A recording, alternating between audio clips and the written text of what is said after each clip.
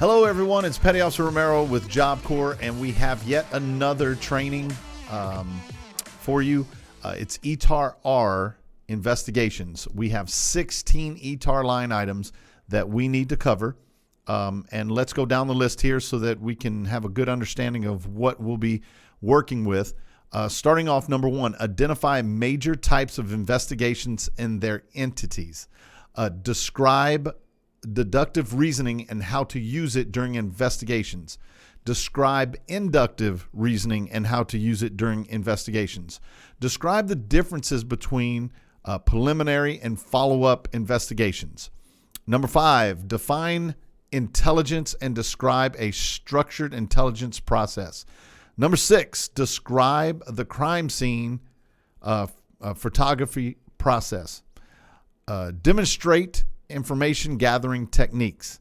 Describe the role of a liaison during an investigation. Describe different types of audit reports and auditing approaches. Number 10, identify and describe appropriate interrogation techniques. Define informant and describe how to work with one. Describe the purpose and methods of behavior analysis. 13, describe guidelines for testifying in legal or quasi-legal proceedings. Explain appropriate courtroom conduct. Demonstrate or explain courtroom testimony procedures.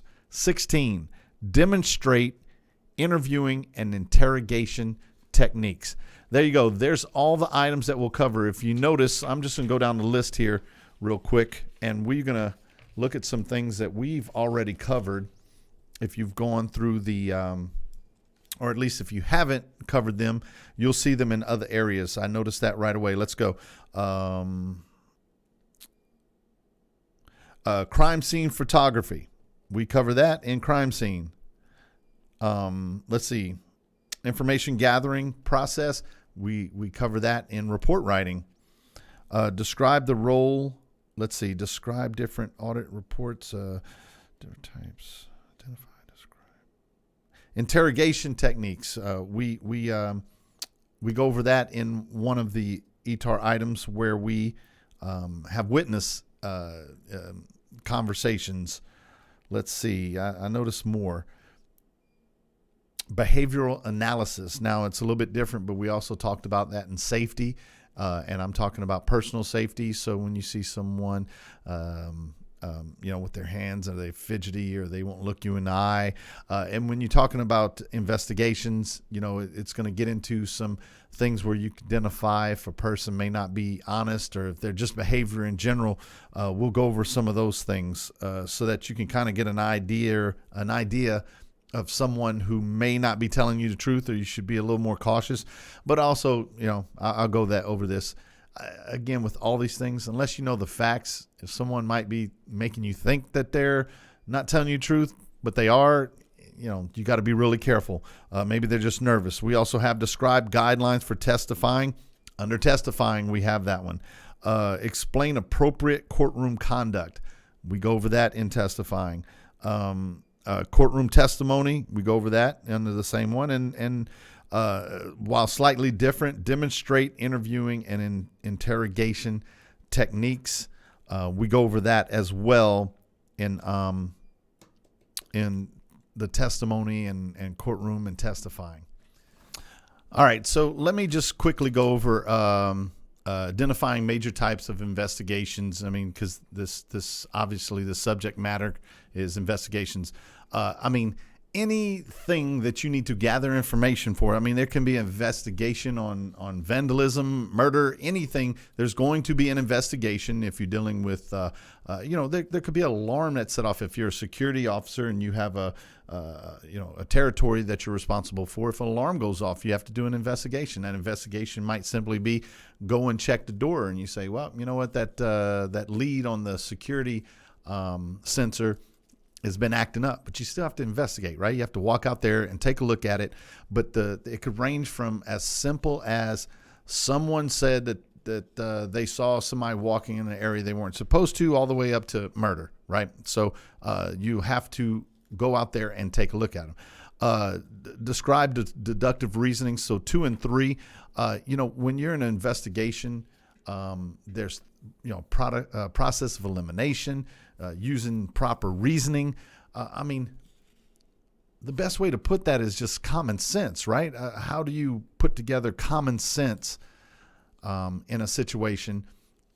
And if someone was involved, I'm just trying to think of, deductive reasoning is just common sense. I have no other way to put it. I mean, if someone was not there during the incident, you can tell whether or not someone's giving you information that might just be. We went over a list of people who just want to feel like they're helping the cops because it makes them feel important. So, you have to kind of understand who the person is, what information they're giving you, and why they're giving you that information.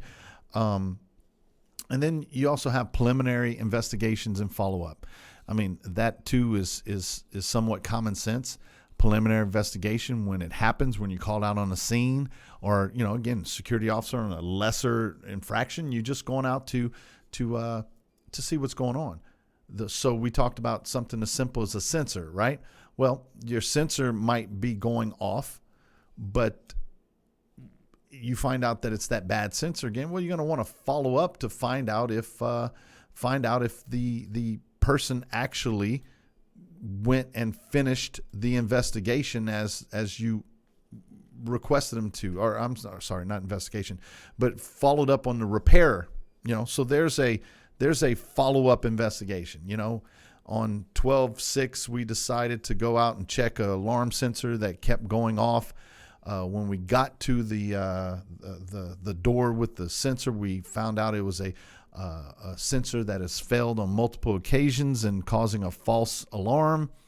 And we called a repair shop to replace the sensor.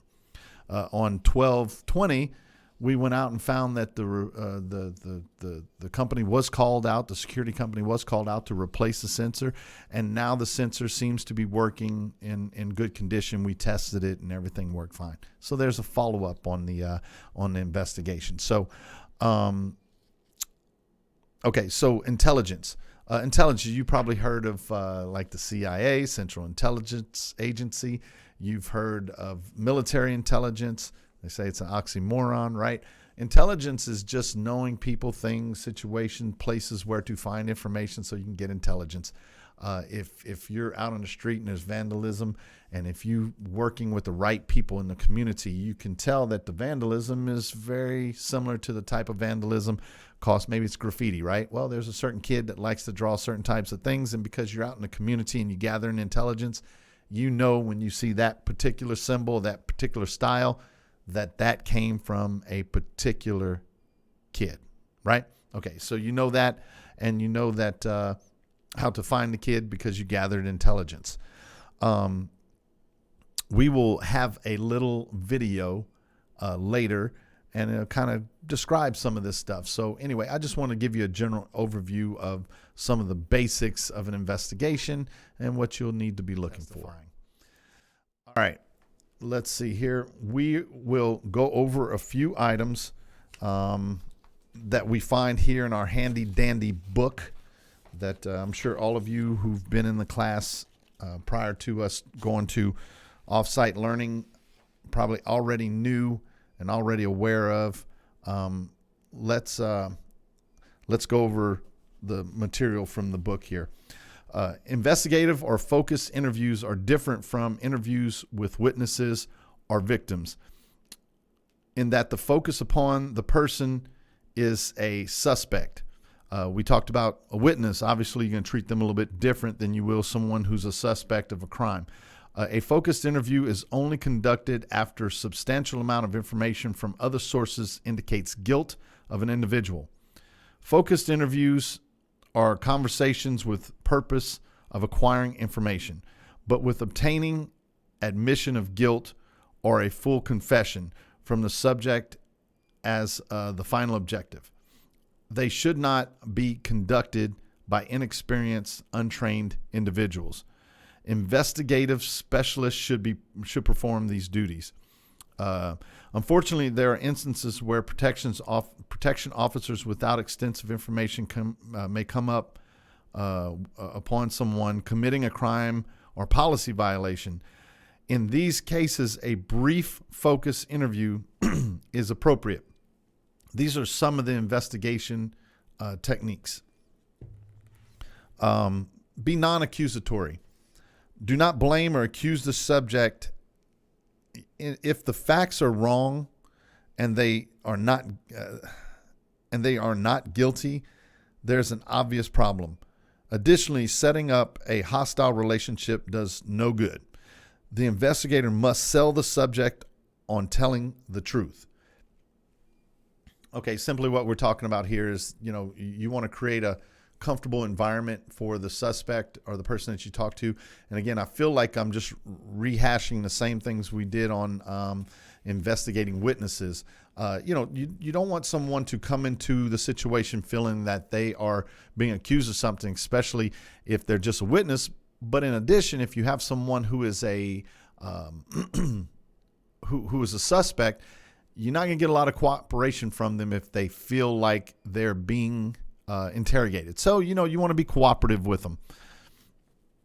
Discuss the seriousness of the incident with the person being interrogated. This is helpful when in those cases where the individual falsely believes that they can act with impunity. That is no big deal. Request that a subject tell the story several times. Inconsistencies can be better noted that way. It's a very common thing.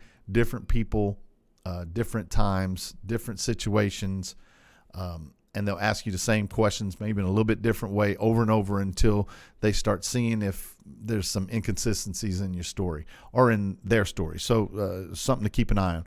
Appeal to the emotion of the subject. Let him or her know that everybody makes mistakes. Allow the subject to rationalize what they've done. Allow them to minimize the harm that occurred. Allow them to project blame onto someone else. Okay, again, man, listen, we know sometimes, man, you just, it's not fair, man. Those shorts are so expensive. And I don't know, they charge crazy prices at these stores. And I understand if, sometimes you just gotta take it, man. Come on, everybody does that, right? So these are things that you do to get the person to say, yeah, man, they're so expensive. It's bull. They make plenty of money. And then they pretty much, because they think you agree with them, they'll start telling you exactly what they did. Point out the inconsistencies in the story. This is better done later in the interview. Anything done to make the interviewee defensive should be used as a last resort. Confront the subject with part of the evidence. Be careful. Okay, there are various legal restrictions active during interrogations. Basically, these standards do not allow any use of force, threats, or intimidation. The Miranda decisions require that all law enforcement personnel in the United States to advise suspects of their rights before asking them any questions which focus upon them as a suspect and which are asked in a custodial setting.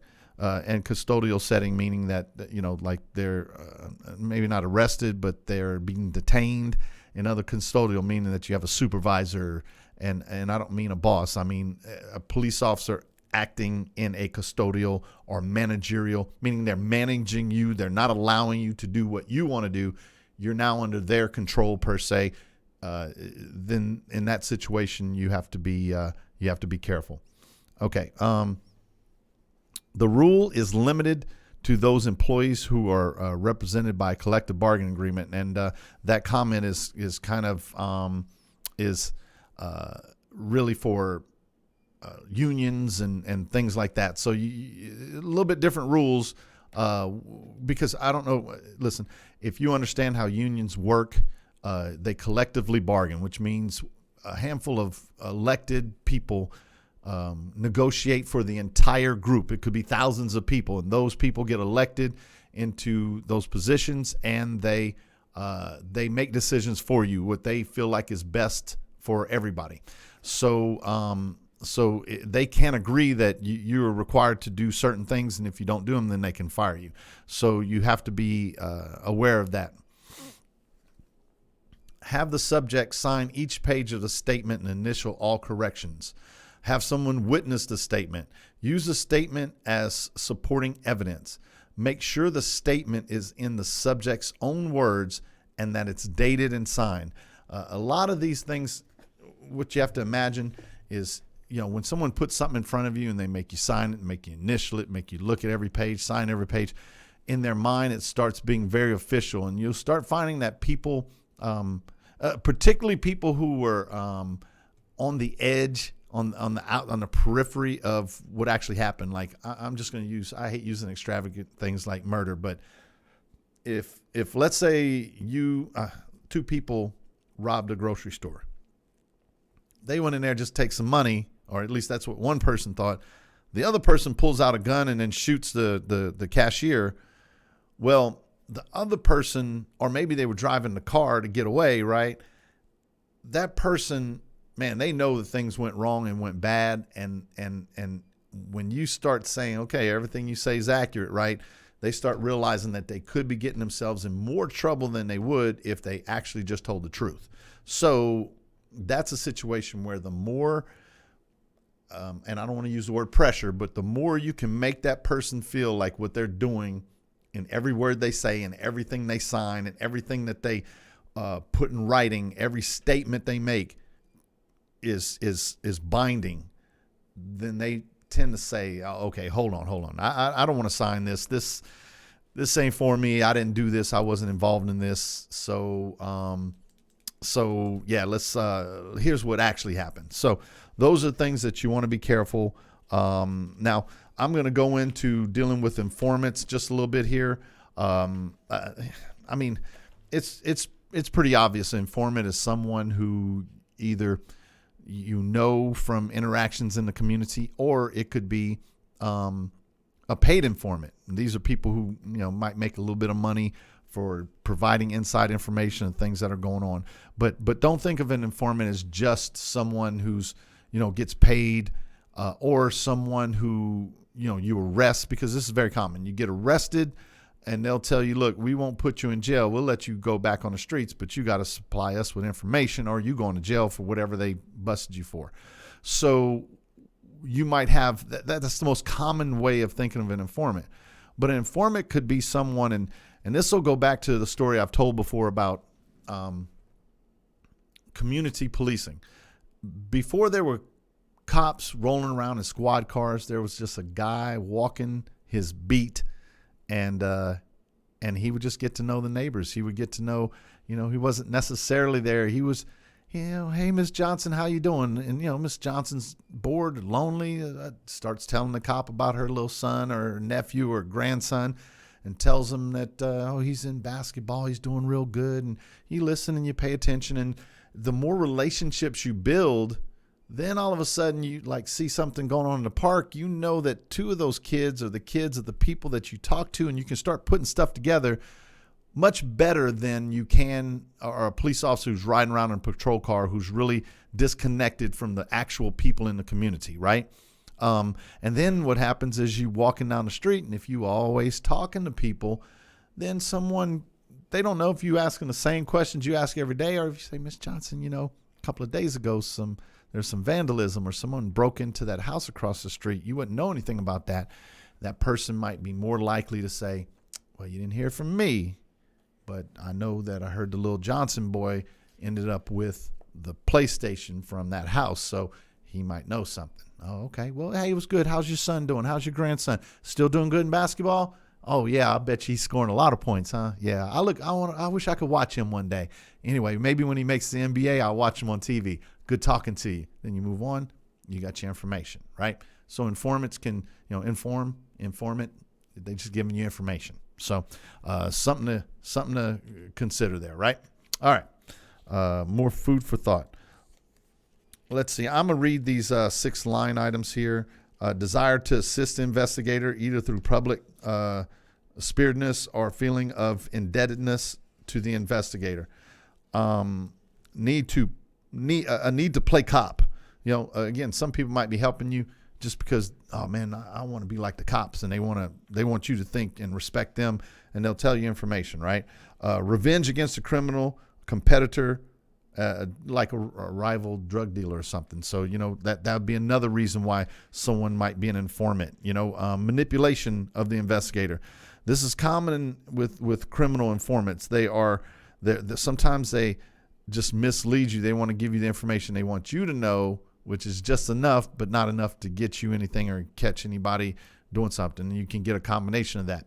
I'm gonna mislead you, get you away from my people, but maybe I'll send you over to the area where some competition is, or someone I don't like is doing something, get them in trouble for it, right? Financial gain, a reward or something. That's what we talked about. Some people are paid informants. They're just, like people that a lot of times, man, they'll use like drug addicts and stuff like that because nobody expects much from them. Nobody's looking at them. Nobody cares. They just laying in a box somewhere and out of sight, out of mind. And man, they'll take $50 to help out in a second, where other people might be a little bit more reluctant to do that. Okay. The investigator having them over a barrel, and we talked about that, is another reason someone might be an informant. Okay. I'm gonna go through these items, 7 of them. Treat all informants with dignity and respect. Keep informants at arm's length. You don't want to get too close to them, make too good of friends. Closely evaluate the value of an informant and the information that they've given you. Attempt to verify the accuracy through independent sources. Now, here's the thing. That comment right there is I don't know how to verbalize this. It's so basic. I mean, nobody in their right mind would get information from an informant and take it to a superior officer or what have you without going through verification process. I mean, you just make yourself look like a fool if you ran to your commanding officer or sergeant or whoever's in charge and just start telling them all kind of stuff.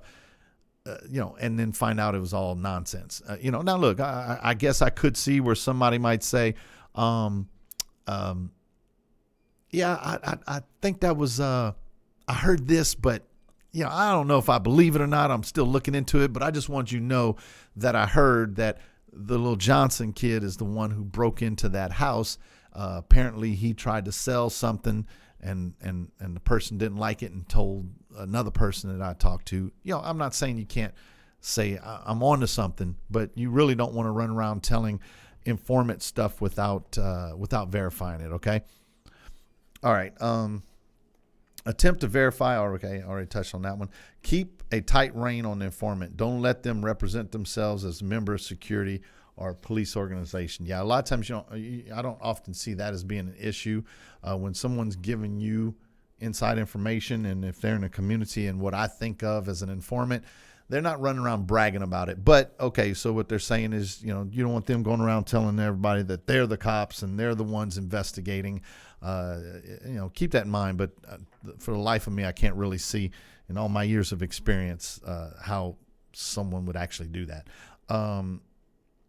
Take care of the legitimate needs of the informant. Assist them, if possible, with finding work, transportation, childcare, and now this is getting in deep into informants. Where you might have a cataloged group of informants. What that means is this is paid informants that you're looking to help to get information. You want to keep them in the circle, and if things aren't going the way that they needed to, then you might lose them in their position, meaning.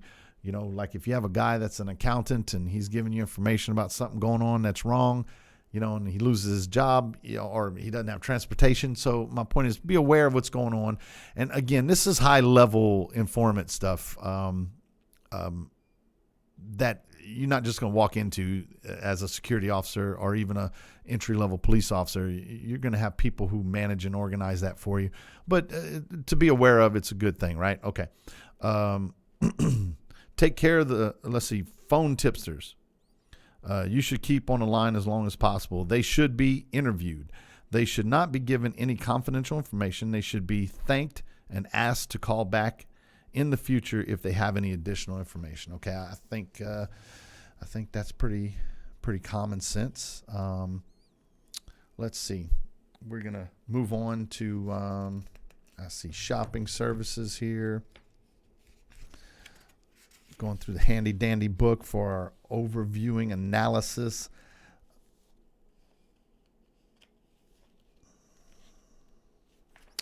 Well, I think for today's video, I just want to give you an oversight, and I think I'm looking at the information here. I think we've pretty much done that, and yeah. So we pretty much covered at least the major areas of the book. So now I want to try to find some more information that you might like, or it might be helpful. So stay tuned. At least we can get you started on our ETAR Item R investigations. All right, I have a video that I want to show you guys, and it just kind of goes over the crime investigation. I found it pretty interesting. So let's take a look at this video and see.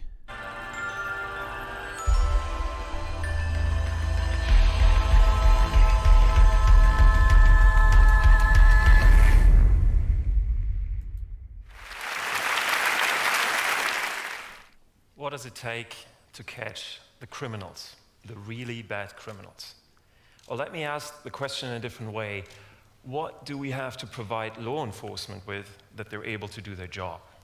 This is a question that I'm asked very often. I'm for more than 10 years advising international organizations in more than 80 countries, and they're always coming up with very similar questions. Now, this is one of them. I can still remember that one day I asked a couple of law enforcement people, what do you need to effectively fight crime? And actually it was the end of a project and we still had a little budget left. So I told them, go home over the weekend and think about what tools you really need so we can purchase them for you. On Monday I came back to the office and I actually found their list. And it was a cybercrime unit. It was a unit that was dealing with crimes on the internet.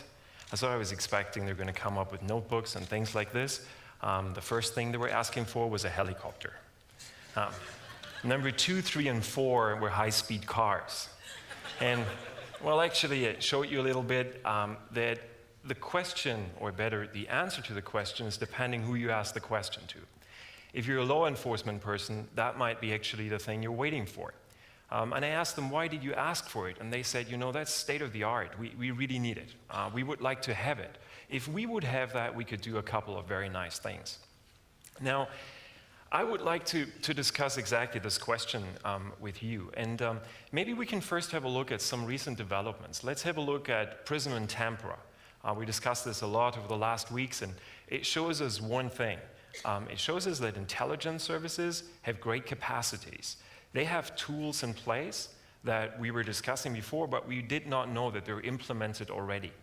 And with those tools, you can do a couple of things that we have not been able to do in the past. Now, this is intelligence, and there is a difference between law enforcement and intelligence, different rules applying. They have different capacities, but very often we see that things that are used in the intelligence first or in the military are afterwards used by law enforcement. So you were going to find a lot of law enforcement people that after helicopter, planes, and cars, they're going to add now they would like to have tools like PRISM. They would like to have unlimited access to stored information, or they would like to be able to intercept communication on the way. Well, there are a couple of things that have taken place over the last years, a couple of changes in the law enforcement area. They have new tools in place.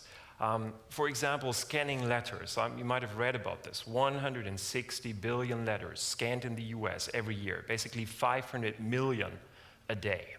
I don't know if the current situation in the US changed this and it has stopped, but probably it's still going on, and this is related to national security. Now, a question. It is technically possible, so they might ask for it. People all around the world might ask for it. But what justifies to do that? Well, I don't have the answer, and I'm not going to provide the answer here. There are many more examples, like scanning of license plates. We find this in many countries. What justifies scanning license plates from all cars passing a camera? What's the justification? Why are we going to do this? Well, if we're looking back, if we go back in the past, and we're looking at the tools they had at this time, they are not necessarily desirable. It is not necessary that we would like to have the same tools back again. Because in the past, they were focusing on confession of the suspect. So if you were happening to be the suspect of a crime, they would try to make you confess. And if you didn't do it, that was a very unlikely situation. And they would try to force you. Sometimes they used very strict measures, to call it this way, to get a confession. So we only basically had confession and evidence. This changed over the time. For more than 100 years, we're now using fingerprints, for example. And it made the situation, even for a suspect, much easier because there was less pressure on him. In a way, we can see how new investigation instruments have changed the situation. It doesn't necessarily mean that it's all getting worse. If we're giving new tools to law enforcement, in some situations, it can actually be an advantage if we give them the right tools. The right tools does not necessarily mean more intrusion with the rights of the suspect. However, depending on how you design it, it can actually mean that there will be a very intrusive way how they're implemented. The major change that we've seen over the last years is the fact that technology is playing a more and more important role in investigating. Investigating traditional crime as well as investigating cybercrime. Technology has changed a lot, and the capacities of law enforcement agencies have changed over the last years. I'm just going to give you two examples from the recent debate. You're carrying around a device that not even George Orwell thought about when he wrote 1984. You were carrying around a geolocation device, a tracking device, that keeps your geoposition all the time. What you might be aware of or might not be aware of is that from time to time, it connects to the cells to find out which is the cell next to me, do I have the best signal? And every time that happens, most of the providers in the world would actually track your geolocation. There is an entry in a database and it has your geolocation. And those of you who are using data services, and that would be probably quite a few of you, your phone is connecting to the internet again and again over time to make sure that you always get your emails, not 20 minutes later, but at the time they arrive. And very often, every time they're connecting to the internet, there is an entry in a database. What we've seen in a recent case in Italy is that those information have actually been used in investigation. Somebody was kidnapped in Italy, nobody was sure who did it. After a while, the victim was there again, and he reported that he was kidnapped by CIA agents. And the Italian authorities checked with the local authorities and said, was this an authorized activity? And found out, no, it was not. So they were interested in who were these CIA agents, and actually they were using those data, the geolocation data from cell phones, to be able to identify them. And despite the fact that they were using prepaid SIM cards and only bought the SIM cards recently, they found a lot about them, and they were actually able to identify all the different people acting together on the ground in Italy. This is an example how the new technology can change the way crimes are investigated, because that was happening months after the crime took place.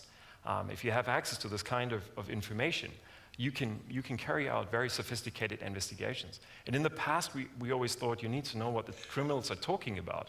But the discussion about prison and temporal clearly showed us that it's not always about the content. Sometimes traffic data or metadata can be as efficient as we've seen in this case. And there are more examples of very sophisticated investigation instruments that require technology, like, for example, interception of communication, real-time interception of what the people are discussing, what they're doing on the internet. This trend is going to continue.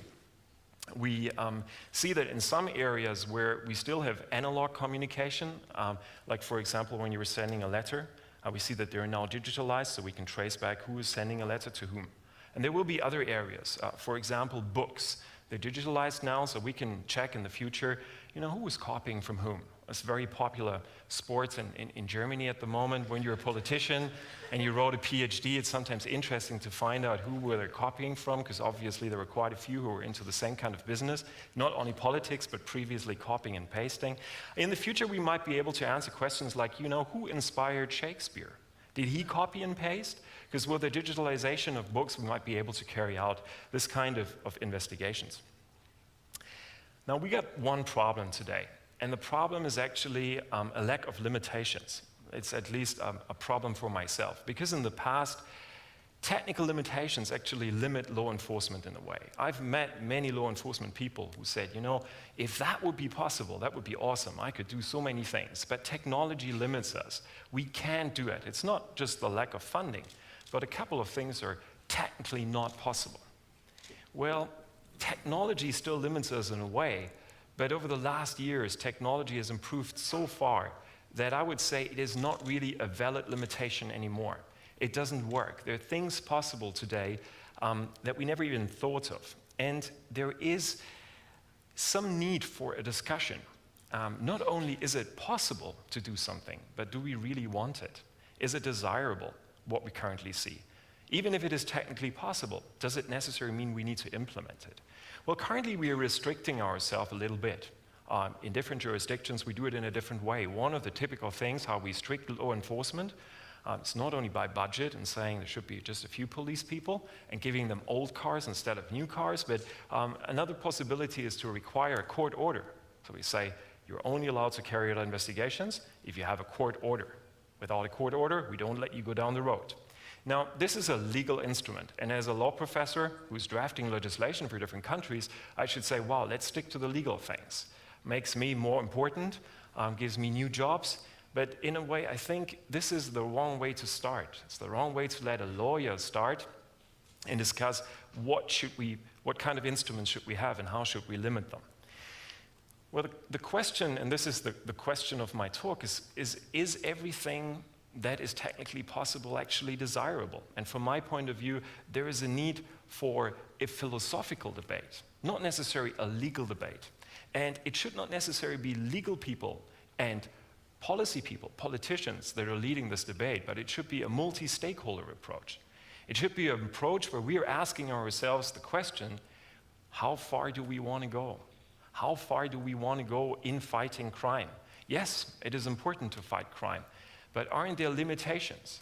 Because even in a society that is completely based on surveillance and that allows law enforcement to carry out basically any investigation technically possible, there will be crime. That is absolutely no question. So each and every society needs to ask themselves this question. And I actually can't answer the question for you because you're coming from different jurisdictions as well. And every jurisdiction will have a different answer to this question. We don't all agree to the same principles, neither in law, nor in questions like how far do we want to go? What are the conditions? What are limitations that we want to implement? However, the most important thing is, from my point of view, not having the answer to this question. From my point of view, the most important thing is that we start discussing it, that we start discussing this question even before we ask the question, is this technically possible?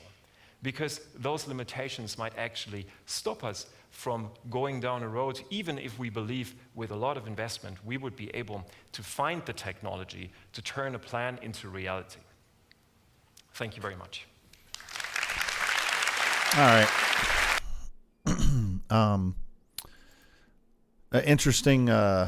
Interesting perspective, and I thought it would be something that you guys would enjoy, or at least find interesting.